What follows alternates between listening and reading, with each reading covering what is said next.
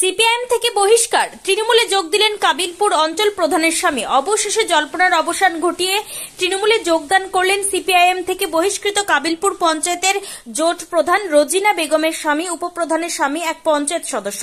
আজ মুর্শিদাবাদ জেলার সাগরদিঘি ব্লকের কাবিলপুর গ্রাম পঞ্চায়েত এলাকার রাজনৈতিক সমীকরণে এক নতুন অধ্যায়ের সাক্ষী থাকল সাগরদিঘি ব্লক।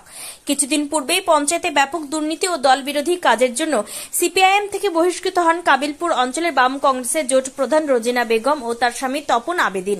বিষয়টিকে কেন্দ্র করে ব্যাপক শোরগোল সৃষ্টি হয় রাজনৈতিক মহলে। জল্পনা ছিল তারা এবার শাসক দলে নাম লেখাবেন। সেই জল্পনাকে সত্যি করে শেষমেশ তৃণমূল কংগ্রেসে যোগদান করলেন কাবিলপুর অঞ্চলের জোট প্রধান রোজিনা বেগমের স্বামী তপন আবেদিন, উপপ্রধান কংগ্রেস দলের মমতাজ বেগমের স্বামী আব্বাস আলী ও পঞ্চায়েত সদস্য কংগ্রেসের সেলিম শেখ। এই দলবদল ঘিরে ইতিমধ্যে ব্যাপক আলোচনা শুরু হয়েছে রাজনৈতিক মহলে। আজকের এই যোগদান অনুষ্ঠানে উপস্থিত ছিলেন কাবিলপুর তৃণমূল কংগ্রেসের অঞ্চল সভাপতি শৈবুর রহমান, পঞ্চায়েত সদস্য আব্দুর রশিদ, বরকত আলী সহ একাধিক স্থানীয় তৃণমূল নেতৃত্ব। বহিষ্কৃত নেতাদের তৃণমূলে যোগদান করা নিয়ে তৃণমূল নেতৃত্ব জানিয়েছে, এই যোগদানে কেবল সংগঠনই মজবুত হল না, আগামী দিনে পঞ্চায়েত স্তরে উন্নয়নের পথ আরও প্রশস্ত হবে। দল ত্যাগীদের বক্তব্য, এলাকার উন্নয়ন ও মানুষের স্বার্থে তারা তৃণমূলে যোগদান করেছেন।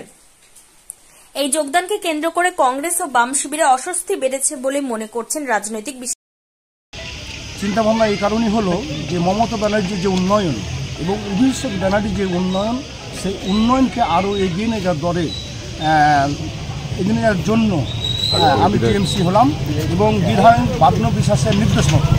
এবং আজকে বিধায়ক বাবনু বিশ্বাস এখানে আসার কথা ছিল, তিনি কারণবশত আসতে পারেননি। তিনি তার প্রতিনিধি এবং আমাদের তৃণমূলের অঞ্চল সভাপতি শৈবুর রহমানকে দায়িত্ব দিয়েছেন, তার কাছ থেকে আজকে আমরা ঝান্ডা গ্রহণ করলাম। এবং আগামী দিনে আমি তৃণমূলের সাথে থাকব, এই অঙ্গীকারবদ্ধ। আপনার নাম পরিচয়? আমার নাম মানিরুল ইসলাম তপন আবেদিন, কাবিলপুর প্রধানের হাজবেন্ড আমি। ধন্যবাদ।